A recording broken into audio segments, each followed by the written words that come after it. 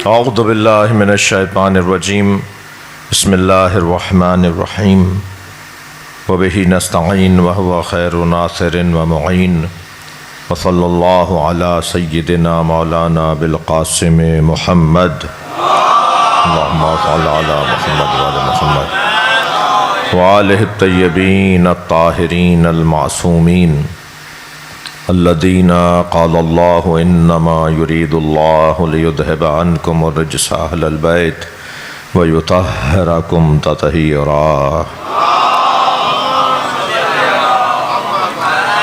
ولعنۃ اللہ علی اعدائہم اجمعین من یوم عداوتہم الی قیام یوم الدین اما بعد قال الحکیم فی قرآن الکریم بسم اللہ الرحمن الرحیم وَلَقَدْ حَمَّتْ بِهِ وَحَمَّ بِهَا لَوْلَا أَنْ رَأَىٰ بُرْهَانَ رَبِّهِ كَذَلِكَ لِنَصْرِفَ عَنْهُ السُّوءَ وَالْفَحْشَاءَ إِنَّهُ مِنْ عِبَادِنَا الْمُخْلَصِينَ وَاسْتَبَقَ الْبَابَ وَقَدَّتْ قَمِيصَهُ مِنْ دُبُرٍ وَأَلْفَ يَا سَيَّدَا لَدَى الْبَابِ قَالَتْ مَا جَزَاءُ مَنْ أَرَادَ بِأَهْلِكَ السُّوءَ إِلَّا أَنْ يُسْجَنَ أَوْ عَذَابٌ عَلِيمٌ صلوات۔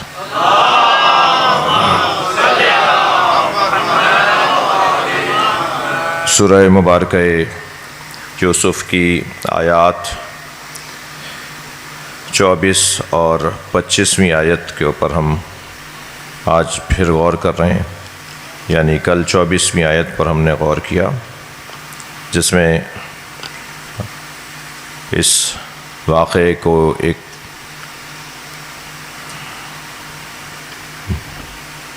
انداز سے اللہ نے یوں بیان فرمایا کہ جب زلیخا نے حضرت یوسف کا ارادہ کیا اور حضرت یوسف نے زلیخا کا ارادہ کیا،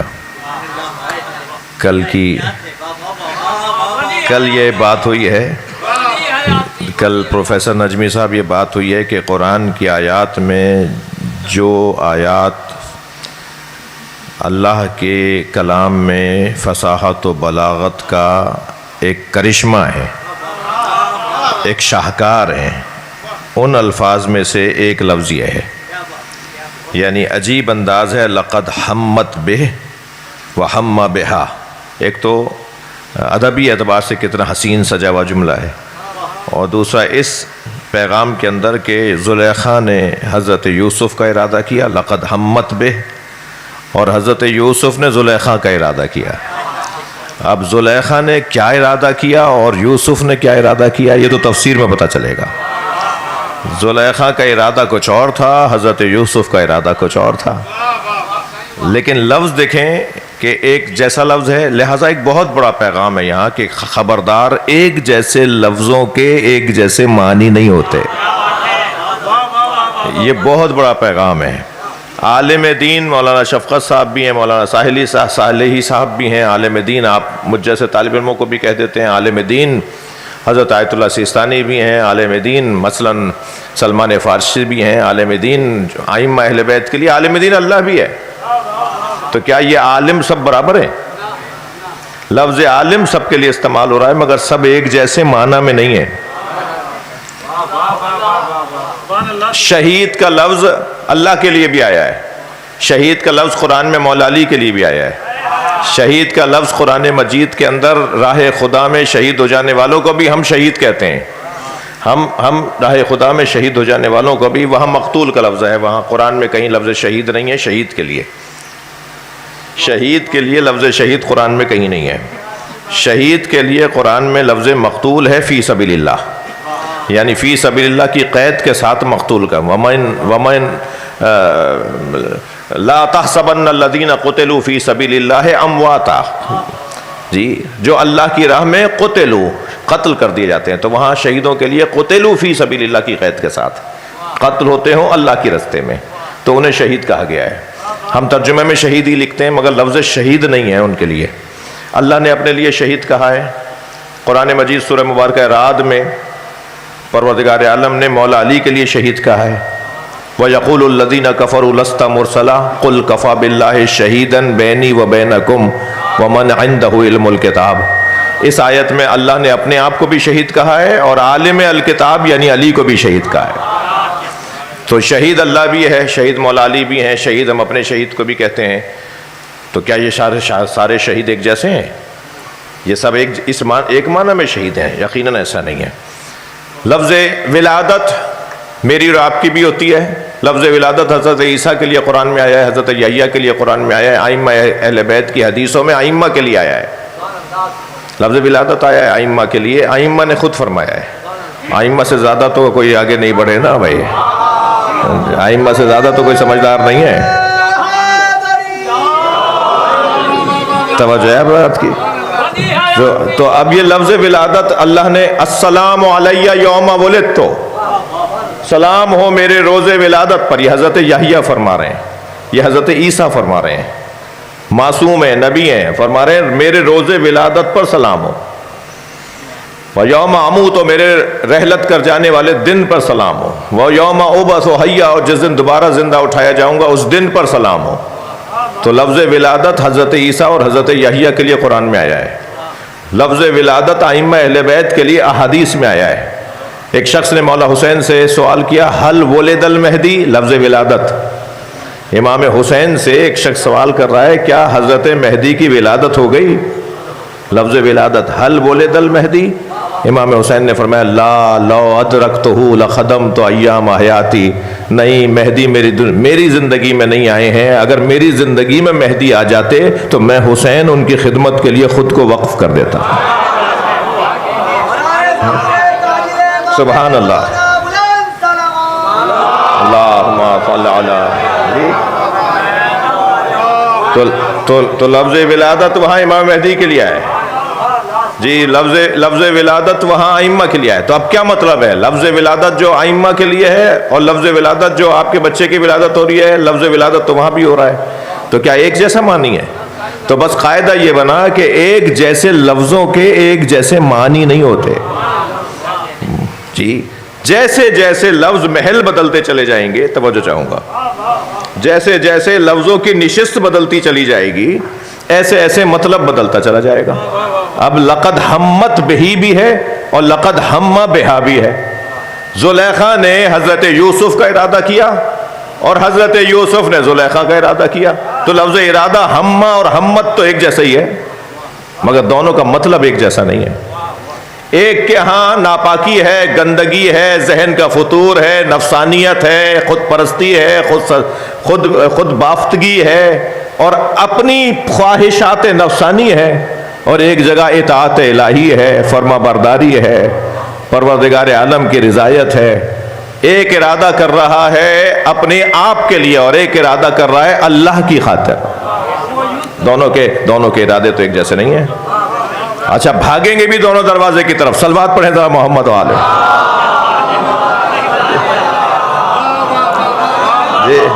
دونوں بھاگیں گے بھی دروازے کی طرف، مگر دونوں کا بھاگنا ایک جیسا نہیں ہے. ایک شیطان کی طرف بھاگ رہا ہے اور ایک رحمان کی طرف بھاگ رہا ہے.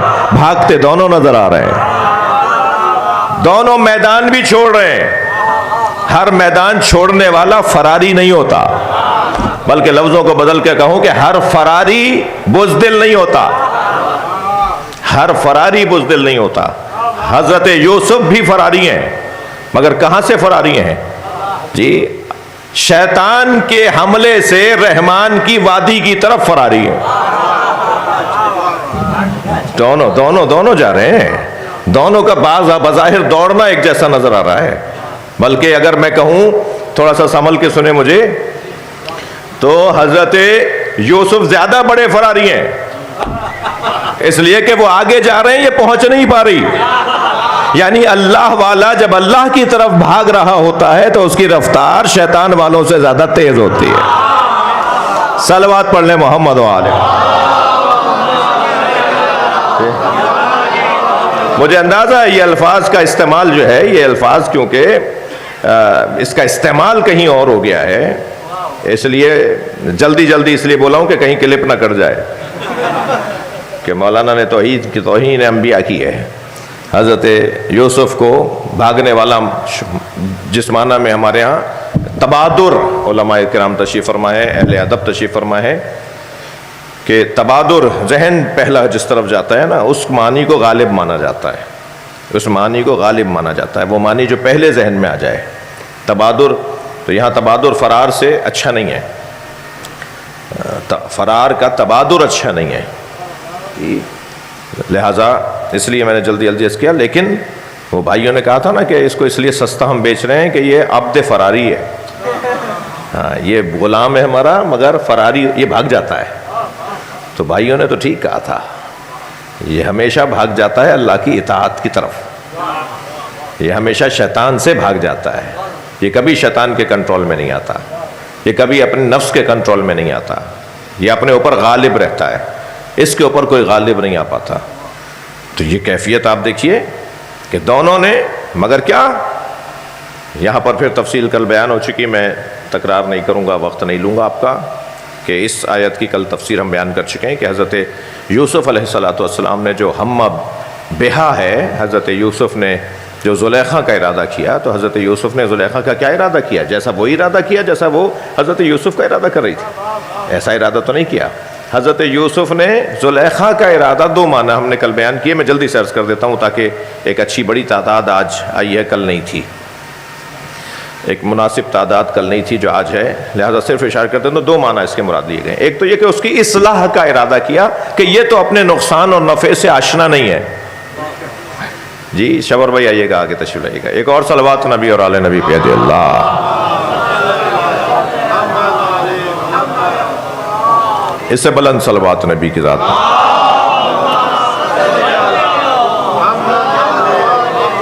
آپ اس سے بلند پڑھ سکتے ہیں، اللہم صلی علی محمد و آل محمد۔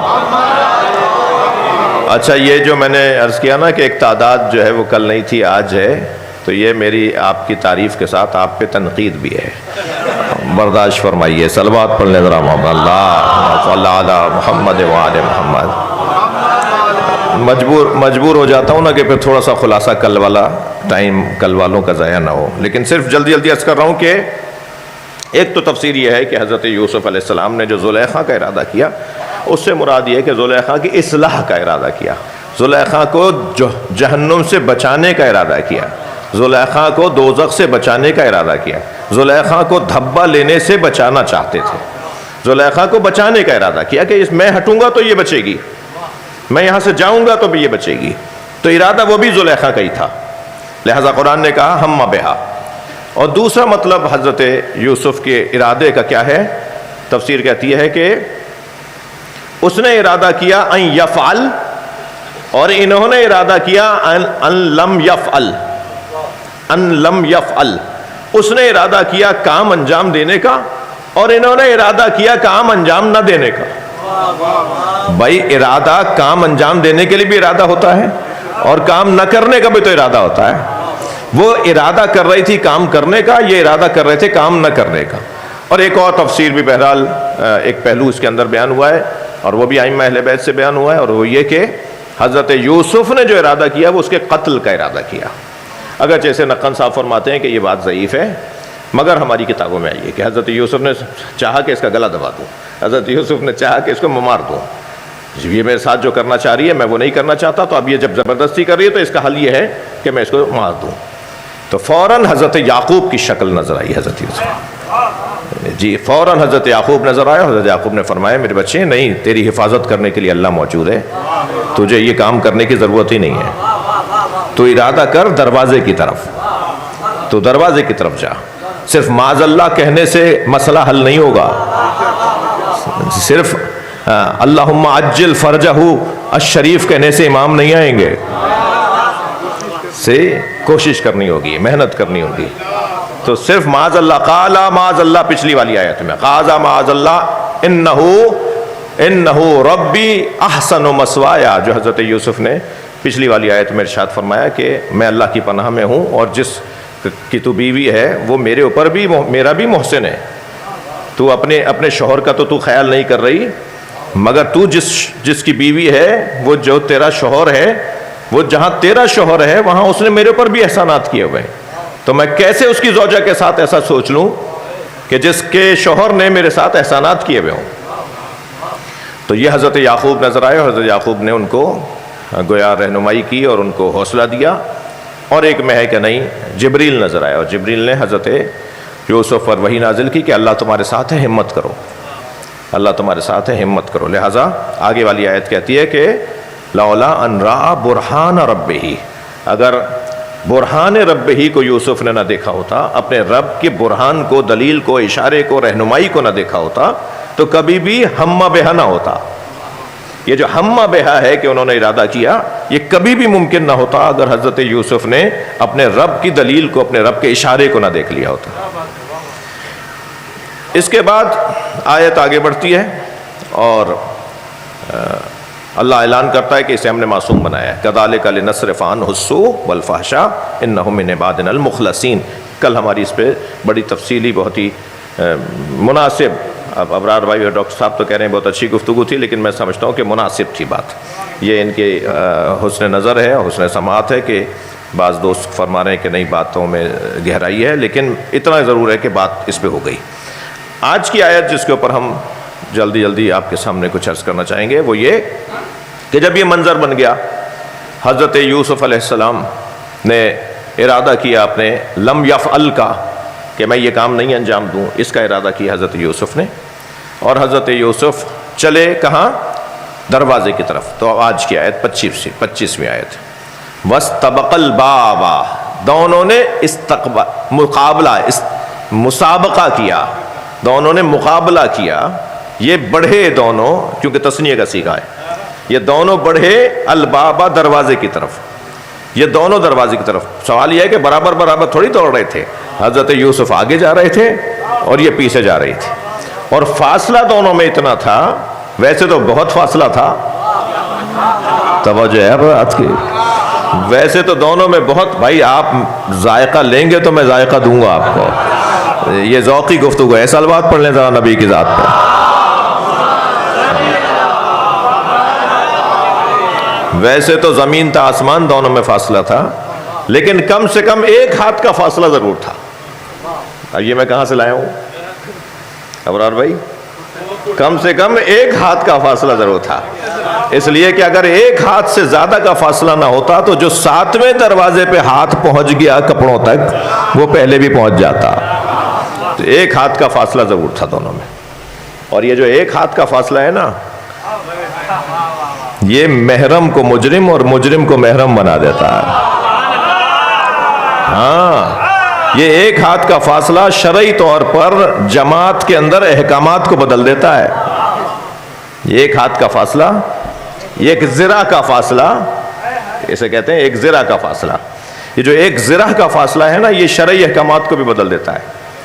میاں بیوی دونوں نماز پڑھنا چاہتے ہیں ساتھ، ٹھیک ہے، دونوں میاں بیوی ایک ہی حجرے میں، محرم ہے بھائی، بیوی نے بھی مصلی بچھا لیا، شوہر نے بھی مصلی بچھا لیا، کتنے فاصلے سے کھڑے ہوں گے؟ یہ ایک ذرا سے کم کا فاصلہ ہوگا تو جو بعد میں مصلی لگا رہا ہے اس کی نماز باطل ہے. شرعی مسئلہ بتا دیا میں نے. ڈاکٹر صاحب میں جا رہا تھا اس وقت، آپ کی محبت ہے، آپ کا لقمہ مجھے کام آئے گا. ایک صلوات پڑھے محمد وعلہ. اگر دو میاں بیوی ایک ساتھ نماز پڑھنا چاہ رہے ہیں ایک حجرے میں، تو وہ ایک ساتھ کھڑے ہو کے نماز نہیں پڑھ سکتے، ایک ساتھ نماز نہیں پڑھ سکتے. اگر پڑھنا چاہتے ہیں تو شوہر کو بیوی سے مصلی آگے لگانا پڑے گا اور بیوی کو شوہر سے پیچھے مصلی لگانا پڑے گا. اور اگر برابر برابر کھڑا ہونا چاہتے ہیں تو ایک ذرا کا فاصلہ، یعنی ایک بندہ بیچ میں آ جائے، اتنا فاصلہ کرنا پڑے گا. اور اگر ایسا نہیں کریں گے تو جس نے بعد میں مصلی لگایا ہے اس کی نماز باطل ہے. پہلے سے شوہر کھڑا تھا، بیوی نے بعد میں آ کے برابر میں مصلی لگا لیا. اب ان کی تو ایک رکعت ہو چکی تھی، ان کی تو ایک رکعت ہو چکی، وہ کیا کریں؟ نماز توڑیں؟ غلطی کوئی اور، نقصان ان کا ہو، یہ نماز کیوں توڑیں گے؟ وہ جو مصلی لگا رہی ہیں بعد میں، ان کی نماز باطل ہے. اس کو برعکس بھی کر لیجئے. بیگم صاحبہ نماز پہلے سے پڑھ رہی تھی، شوہر نامدار نے چاہا کہ میں کہیں قریب کھڑے ہو کے نماز پڑھ لوں، تو انہوں نے مصلی قریب لگا لیا، تو اب جس نے بعد میں مصلی لگایا اس کی نماز باطل ہے. جی وَهُوَ بِالْأُفُقِ الْأَعْلَىٰ، میرا نبی سب سے بلند مقام پر تھا. فکان قاب قوسین او ادنا، دو کمانوں کا فاصلہ اور بھی کم. جی 2 کمانوں کا فاصلہ. یہ جو 2 کمانوں کا فاصلہ ہے نا، اس کے لیے تقریباً 4 تفسیریں میرے ذہن میں اس وقت ہیں کہ یہ 2 کمانوں کا فاصلہ کتنا ہوتا ہے. یہ 2 کمانوں کا فاصلہ کتنا ہوتا ہے. معمولاً کمان کی جو ساخت ہوتی تھی یا ہوتی ہے، اس میں کم سے کم 1 بالش چھوٹی کمان اور زیادہ سے زیادہ 1 زرہ کمان، 1 زرہ. جی 1 زرہ کا فاصلہ کس کی بات ہو رہی ہے؟ اللہ اور نبی کی بات ہو رہی ہے. جی وہ اس بلندی کے مقام پر تھے کہ میرا نبی 1 زرہ کے فاصلے پر تھا. اگر 1 زرہ کے فاصلے کو اللہ نے کہہ کر آیت کو چھوڑ دیا ہوتا، بات روک دی ہوتی، تو مسلمان اتنا حضرت ہے کہہ دیتا کہ نبی میں اور اللہ میں اتنا فرق ہے، نبی میں اور اللہ میں اتنا فاصلہ ہے، اتنی دوری ہے. اللہ نے او ادنا کہہ کے ہمیں سوچنے سے منع کر دیا. تم مت سوچو میرے نبی میں اور مجھ میں کتنا فاصلہ ہے. جی 1 زرہ اور اس سے کم. اب اور اس سے کم کا تو کوئی پتہ ہی نہیں ہے نا کتنا کم. توجہ ہے حضرات کی. اور کم کا تو کوئی قید ہی نہیں ہے نا، 1 بالش 2 بالش. فاصلوں کا تو اللہ نے ہمارے ذہنوں سے نکال دیا کہ میرے اور میرے نبی کے درمیان تمہیں حق نہیں ہے کہ تم فاصلوں کو گنتی میں لاؤ. صلوات پڑھ لیں محمد و آل محمد.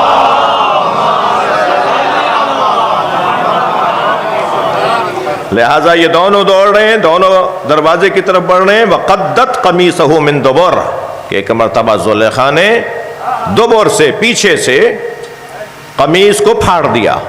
قدت پھاڑ دیا زلیخا نے، من دبر، قمیصَهُ من دبر، حضرت یوسف کی قمیص کو دبر سے پھاڑ دیا. دبر جی پشت کو کہتے ہیں دبر. وَلَّا مُدْبِرًا، وہ جو پیٹھ دکھا کے جاتے ہیں نا.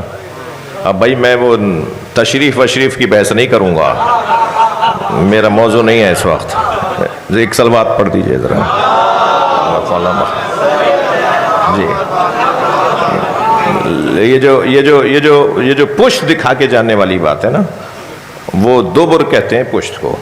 ٹھیک ہے، عربی میں اور شرعی گالیوں میں سے بھی ہے. شرعی گالیاں بھی ہوتی ہیں بھائی. شرعی گالیوں میں سے بھی ایک گالی ہے، گالی دبر کی ہے. ٹھیک ہے، میں مدبروں کی بات نہیں کر رہا. بڑے سچ کے لوگ کہتے ہیں فلاں بہت بڑے مدبر ہیں. کیا مطلب ہے اس مدبر کا؟ تو یہ شرعی گالیوں کی طرف اشارہ ہے. جہاں تک ہم بات کر سکتے ہیں اتنی بات مجھے کرنے کی آپ نے اجازت دے دی، اور آپ جانتے ہیں کہ میں کتنا محتاط ہوں. ایک صلوات پڑھ لیں ذرا محمد والے.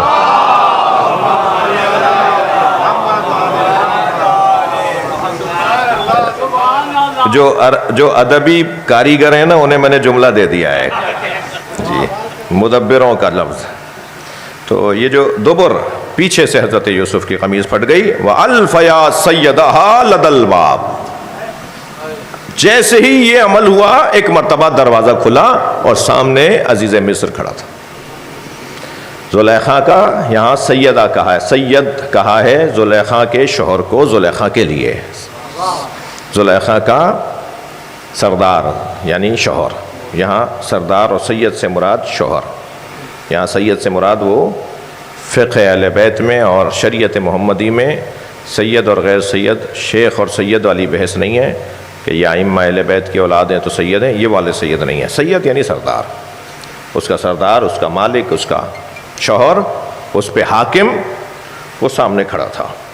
دونوں نے یعنی زلیخا نے اور حضرت یوسف نے، دونوں نے دیکھا کہ زلیخا کا شوہر سامنے دروازے پہ کھڑا ہے.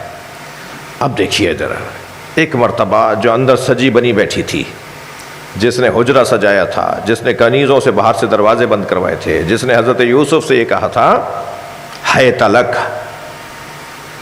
میں تیرے لیے حلم تحیت لک، یہ اس نے کہا تھا کہ حیت لک، میں تیرے لیے تیار ہوں، اور تم ایسے اور میں یہ والی باتیں کر رہی تھی. وہ جو حجرے میں یہ بات کر رہی تھی، ایک مرتبہ اس نے، میں نے کل کی مجلس میں کہا تھا اس جملے کو کہنے سے پہلے اس جملے کو دہرا رہا ہوں. میں نے کل کی مجلس میں کہا تھا کہ خواتین آئندہ 2-3 مجلسوں میں میرے جملوں کو پہلے سے ہی مجھے معافی دے دیں. کہ کچھ باتیں میں ایسے کروں گا، میری مجبوری ہے، سورہ یوسف پڑھ رہا ہوں کہ خواتین کے بارے میں قرآن میں کچھ باتیں ایسی آئی ہیں، ہم اس کی تشریح کریں گے، ہم اس پہ بات کریں گے۔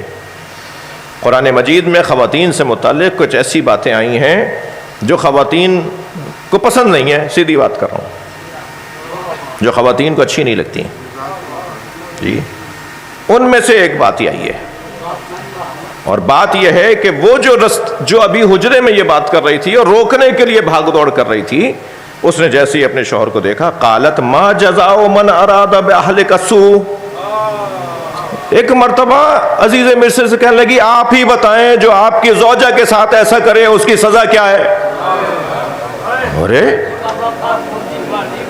ایک مرتبہ پھر گئی، آپ آیت کا لہجہ تو دیکھیے، الفاظ کی بندش تو دیکھیے، کہہ رہی ہے قالت، قرآن کہہ رہا ہے اس نے کہا، اس خاتون نے کہا، زلیخا نے کہا، کیا کہا؟ ما جزاء من اراد باہلک السوء، بتائیے، آپ ہی بتائیے، بات اس سے کر رہی ہے اپنے شوہر سے، بتائیے، آپ ہی بتائیے جو آپ کی اہلیہ کے ساتھ ایسا کرے، یعنی برا سوچے، آپ کے اہلیہ کے ساتھ برا کرنے کا سوچے، اس کی جزا کیا ہے؟ الا ان یسجن او عذاب علیم، دو ہی تو اس کو سزائیں دی جائیں گی، یا اسے قید میں ڈال دیں، دو ہی تو بدلے لیے جائیں گے اس کام کے، یا اسے قید میں ڈال دیں یا اسے شدید عذاب میں مبتلا کریں۔ اب آپ دیکھیے جی، اب آپ دیکھیے نا، ایک مرتبہ یہاں جو خواتین سے متعلق پوری ایک بحث ہے، اور وہ بحث ہے کہ اجازت دیجئے کہ کل کی مجلس میں اس بات کو، ابرار بھائی، ہن نواقص العقول نواقص اللحوظ، جی، اتقے شر النساء، عورتوں کے شر سے بچو، یہ ائمہ نے فرمایا ہے۔ میں نے بھائی پہلے کہہ دیا، کوئی احتجاج کے لیے باہر نکلنے نہیں آنا، نکل کے مت آنا، اس کی تشریح کروں گا، یہ اس کی تشریح کروں گا۔ یہ آپ دیکھیے کیا چال چلی، یعنی کتنی خطرناک ہے۔ اس سے بڑی قرآن مجید نے کہا احسن القصص ہے، اس سے بڑی مثالیں نہیں ہیں کہ جو تمہارے ساتھ وفاداری، محبت، شفقت، پیار کا اظہار کر رہا ہو اور تمہیں 100% سے زیادہ یقین ہو جائے کہ یہ مجھ سے سچا ہے، خبردار اسے بچے رہنا، وہ ایسے گرگٹ کی طرح رنگ بدلے گی کہ معلوم ہے کہ آپ تنہا کھڑے رہ جائیں گے کہ میں تو سمجھ رہا تھا کہ کچھ اور سوچ رہی تھی۔ جی، ممکن ہے میری بہنوں کی طرف سے کوئی سوال آ جائے، کیا مردوں کی یہ کیفیت نہیں ہوتی؟ کیا مردوں کے یہاں یہ مثالیں نہیں ہیں کہ وہ دھوکے دیتے ہوں، فریب دیتے ہوں، چالیں چلتے ہوں، سازشیں کرتے ہوں؟ جی، تو یہ جو مزاج ہے نا، گناہ کرنے والوں کا مزاج، یہ خدا کی معصیت کے اندر سجا کر کام کرنے والوں کا مزاج، اس میں مرد اور عورت کا کوئی فرق نہیں ہے۔ مرد بھی ایسا ہو سکتا ہے، عورت بھی ایسی ہو سکتی ہے۔ خواتین کے ساتھ جو مردوں کی نسبت ایک چیز زیادہ خطرناک ہے، میں منفی نہیں بول رہا، اس کو خطرناک ہے، اور لفظ کو خطرناک سے ذرا ہلکا کر دیتا ہوں، حساس ہے۔ جو خواتین کے ہاں مردوں کی نسبت جو ایک کیفیت حساس تر ہے، وہ یہ ہے کہ یہ جذبات سے مغلوب ہو جاتی ہیں، جذبات ان پہ غالب آ جاتے ہیں۔ مرد کی نسبت خاتون جذبات سے مغلوب ہو جاتی ہے، جذبات اس پر غالب آ جاتے ہیں، احساسات اور جذبات زدہ ہو جاتی ہے، یہ مغلوب الجذبات ہو جاتی ہے، مغلوب الاحساسات ہو جاتی ہے۔ اس کے سامنے بچہ رو پڑے، اس کا دل کی دھڑکن بڑھ جائے گی۔ اس کے سامنے حتیٰ کیوں جج بننے کی شریعت اجازت نہیں دے رہی؟ اس لیے کہ اگر خاتون کے سامنے کوئی مجرم رو کے بات کرے گا نا، رو کے بل بلا کہ میرے ساتھ یہ، تو کہے گا یہی مجرم نہیں ہے، اس کے ساتھ زیادتی ہو رہی ہے۔ ہاں، وہ بھی روئے گی اور روتے روتے فیصلہ اس مجرم کے حق میں دے دے گی، اس لیے کہ وہ احساساتی ہے۔ بھائی اسے بچہ پالنا تھا، اسے شوہر کو قابو میں رکھنا تھا، اور کوئی بھی تربیت کا کام نہیں کر سکتا جب تک کہ وہ جذباتی نہ ہو۔ کوئی بھی تربیت کا کام نہیں کر سکتا جب تک کہ اس کا دل نرم نہ ہو۔ دل نرم وہی یہ کام کر پائے گا کہ جس کا دل نرم ہوگا. باپ کے حوالے اگر بچہ کیا ہوتا نا تو دوسرے دن ہی بیڈ سے پھینک دیتا. میں سارے دن تھکا ماندہ آتا ہوں, آدھے رات میں پھر یہ رو پڑتا ہے, اور وہ سارے دن بچے کو پالتی سنبھالتی ہے, اور پھر رات بھر بھی بچے کے ساتھ جاگتی ہے, بچے کو چھوڑتی نہیں ہے. باپ نہیں کر سکتا, 2 گھنٹے بہت ہوں گے بے بچے کو سنبھالنے کے لیے باپ کو. کبھی چلی جائے نا باہر کسی کام سے, کسی ضرورت کی وجہ سے, کسی مجلس میں, کسی مثال کے طور پہ اگر ٹیچر ہے کہیں پڑھانے چلی جائے اور بچے کو چھوڑ جائے کہ یہ دودھ پیتے بچے کو ذرا سنبھال لیجیے گا, 2 گھنٹے میں آ رہی ہوں, یہ توبہ کر لیں گے کہ آئندہ بھائی ایک ہی بچہ کافی ہے, مجھے معاف کیجیے گا. یہ تنگ آ جائے گا یہ باپ, مگر وہ کبھی تنگ نہیں آتی. وجہ کیا ہے؟ اسے اللہ نے نرم دل بنایا ہے.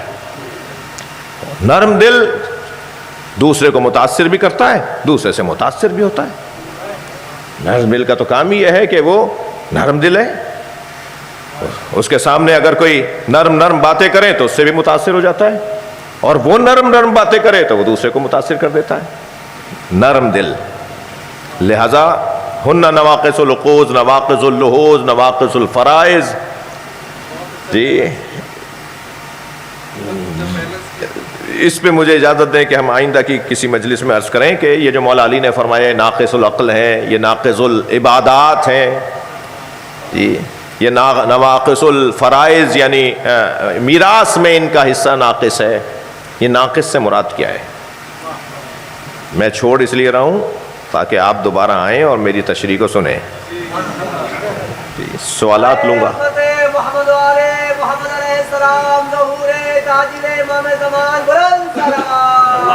اللہم صل علی محمد وآل محمد. آج کیونکہ قاری حضرات یہاں تشریف لانے ہیں تو اس لیے سوال کا سلسلہ تھوڑا سا اختصار کے ساتھ ہوگا. بہتر ہے ایک شخص ایک ہی سوال اگر کرے تو بہت بہتر ہوگا. جی کسی کے ذہن میں کوئی سوال آیا ہو آج کے حوالے سے یا گزشتہ جو قبلہ نے تقاریر کی؟ خواہران بھی اپنے سوالات تیار رکھیں. جی کسی کے جی درود پڑھ دیے گا ایک دفعہ باواز بلند.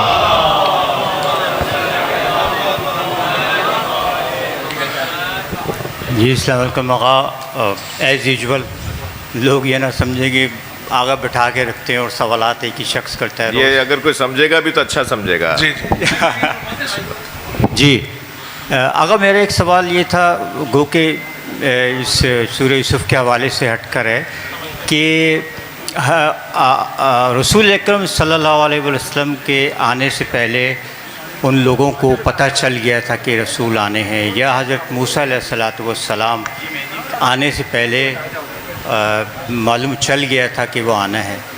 تو سوال میرا یہ ہے کہ وہ جو علم تھا یا جادو تھا یا سفلی علم تھا وہ اسی وقت رک تو نہیں گیا ہوگا, یقیناً وہ ابھی آگے بڑھ رہا ہوگا, اور وہ جس طرح سے اب رحمانی اور حسینی ہم مقاومت اور جو دیکھ رہے ہیں دنیا میں پرچم لہرا رہا ہے, تو وہ کون سا علم تھا اور وہ اب کہاں پہ مطلب وہ ایگزسٹ کرتا ہے؟ میرے خیال سے آپ کا جو سوال ہے وہ یہ کہ نبی مکرم سے پہلے بھی حضرت کو کہ حضرت کسی طرح سے دنیا میں نہ آنے پائیں, ایک جادو کیا گیا, سرکار دو جہاں پر جادو کی کوشش کی گئی, اور آپ کے اوپر وہ تو اللہ کی جانب سے کیونکہ آپ کی حفاظت کی ذمہ داری اللہ نے لی ہے, تو آپ پہ ان ظالموں اور ان جادوگروں کے جادو کا اثر نہیں ہوا.